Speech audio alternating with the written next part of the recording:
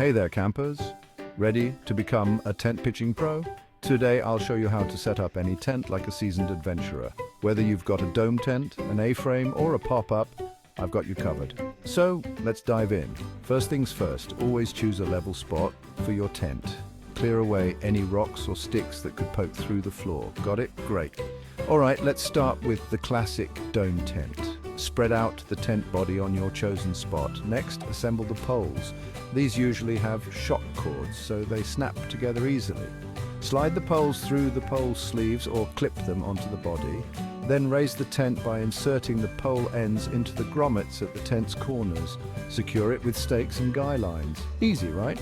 Now onto the A-frame tent.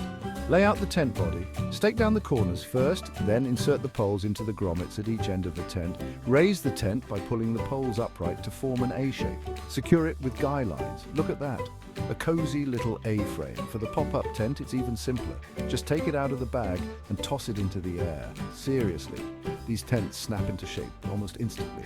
Once it's up, stake down the corners and add guy lines for stability. Voila, your tent is ready. No matter the tent type, always double check that it's taut and secure.